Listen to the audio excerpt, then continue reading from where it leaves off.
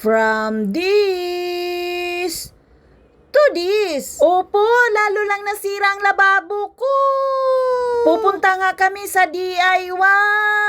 Hindi ako mag-DIY doon, no? Dahil bibili nga ako ng hose sa ilalim ng lababo namin sa CR. Paano ba naman kasi ilang buwan na nga itong sira? Dahil wala nga gagawa nito, kaya ako na lang, no? Oo, magdunong-dunungan muna ako ngayon for today's video. Nakarating na nga kami dito sa may DIY. At hinanap ko na nga yung hinahanap ko, malamang. Inilapag ko na nga muna si Isay dahil nahihirapan talaga ako sa kalisod. Kaso nga lang, ang tagal na naming naghahanap ay hindi pa rin talaga namin nakita. Nasaan ka na ba kasi nagtago, no? Dahil nahilo na nga ako kakahanap, ay tinanong ko na nga ang tindera.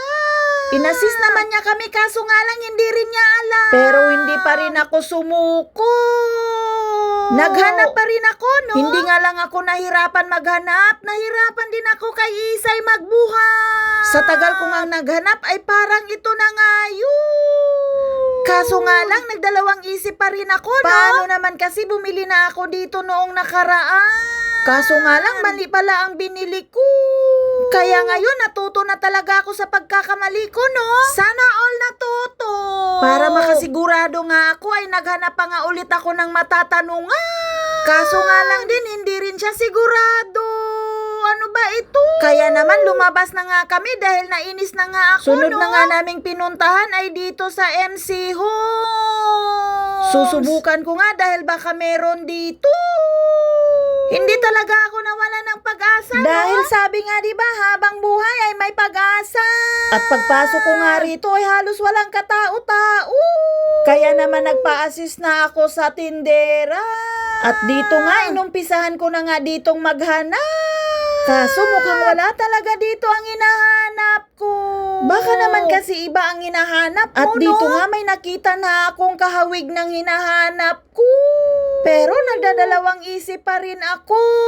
Ang iniisip ko kasi baka mamaya hindi na naman ito magkasya. Sayang na naman ang pera ko.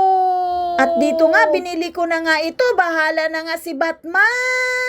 Kung magkasya ba to o hindi, bahala na talaga to. Bali pangalawang bili ko na nga ito. Kaya imbis na papamura ako ay mapapamahal ako, no? Sana all minamahal. At pagdating nga namin ng bahay ay sinimulan ko na nga itong gawin. Kaya panoorin nyo kung paano ko to ginawa, no? Kakaumpisa ko pa nga ay nahirapan na talaga ako. Kaya tinawag ko na yung pamangkin ko para tulungan ako, no? Pero kahit anong gawin ko talaga ay hindi talaga magkasya. Sabi ko na nga mali ang binili ko. Pero hindi pa rin ako sumuko. Sinubukan ko pa rin itong gawin. Hanggang inis na talaga ako. Dito na-realize ko talaga na mahirap talagang mag-isa. Naisip ko talaga kung may afam na ako, ay naku, siya talaga ang pagawin ko. Hoy, nasa isip mo lang yun. Sinubukan ko na nga itong putulin tong binili ko. Para idugtong dito sa luma ko na ginamit. Pero parang mas lalo yatang mali ang ginawa ko, no? Dahil lalo lang itong nasayang. Oh, nakadalawang mali ka na, hindi ka pa rin ba natuto, Pero no? Sa puntong ito ay hindi pa rin ako sumuko. Nagbabakasakali pa rin ako. Pero sa totoo lang, nanggigigil na talaga ako. Kaya naman sa sobrang inis ko, ay naku, tinigilan ko na ito, no? Dahil baka mamaya ma-stress pa ako, kaya itinabi ko na nga muna ito. Kaya imbis na nagtitipid ako, lalo tuloy akong napamahal, Sana all minamahal. Dahil nagutom nga ako sa ginagawa ko, kaya nagluto na ako. Dahil sa sobrang inis ko, ay baka mabalingan ko talaga itong ihawan ko. Akala ko nga sa lababo lang ako maiinis, ay naku, pati pala rito. Paano ba naman, no? Isang oras na akong nagdidingas, hindi pa rin ito umapo. Kaya sabi ko sa mga alaga ko, tumigil-tigil kayo, baka kayo ang iihawin ko. Joke lang po. Love ko yung mga yan, Naniniwala ba kayo na swerte daw ang may alagang pusa? Pero ako, naniniwala ako na parang sinwerte ako dito, no? Wala lang, naniniwala lang ako. Pero kung sinwerte nga ako sa pusa, parang minalas naman ako dito sa pagpapadingas ko. Dahil ang tagal na nito ay hindi pa rin ito Ginawa ko na ang lahat. At sa puntong ito ay nanggigigil na talaga ako. Gusto ko na talaga itong lamutaki. Kaya imbis na mabuisit ako, pinagtripan ko na lang ang pusa ko. Pero sa totoo lang, nililibang ko lang talaga ang sarili ko. Ngingiti-ngiti yan, pero inis na yan. Paano ba naman hindi ako mahihirapan magpapaapoy? Ibasa ang ihawan ko. Dahil dito may naalala tuloy ako noong kabataan ko. Paano ba naman kapag pinapasaing ako ng mama ko? Umiiyak na ako dahil hindi ko mapapaapoy ang sinasaing ko. Hanggang mahilaw na lang ang sinaing ko. Kaya palo talaga ang inaabot ko. Kayo ba nararanasan nyo rin ito? Pero pag rich kid kayo, hindi kayo makarelate, no? Yun lang naman na ikwento ko. At sa mga oras na to ay hindi pa rin ako matapos-tapos sa pagdinga. Ginawa ko na lahat, tinawag ko na lahat ng santo. At dito nga nagsisisi na ako. Dapat hindi ko na lang inihaw, prinito ko na lang. Bumili kasi ako ng yellow pin. At naisip ko nga na ihawin ko na lang ito. Medyo matagal-tagal na rin kasi kaming hindi nakakain ng inihaw. Kaya naman nagsumikap ako para craving satisfied. Literal na kumain ka ng masarap pero paghirapan mo.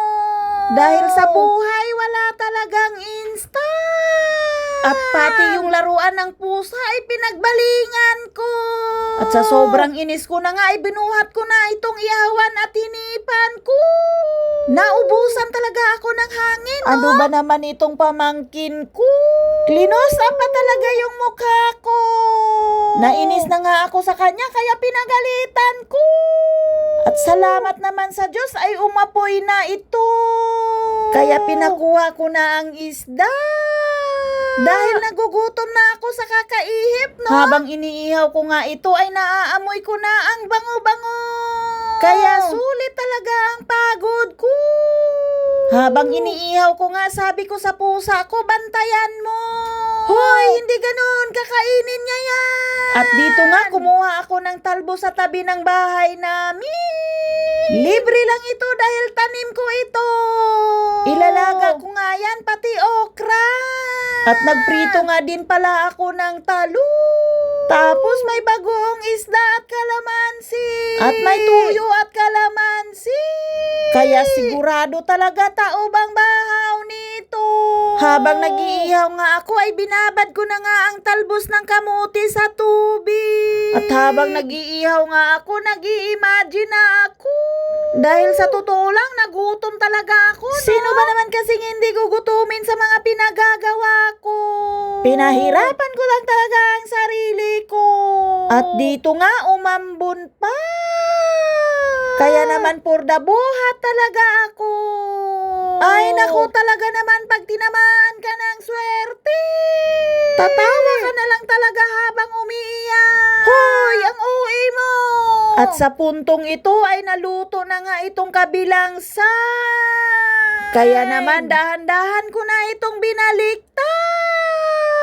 Sarap yan. At dito lalo pa talaga akong nagugutom. Dahil literal na napakabango, no? Inabutan na nga ako dito ng gabi. At sa wakas, naluto na ito. Hindi na ako magbibideo habang kumakain kami. Baka mamaya mangingi pa kayo, no? Joke lang po. At kung nagustuhan nyo ang voiceover ko, pa-comment na lang sa comment section.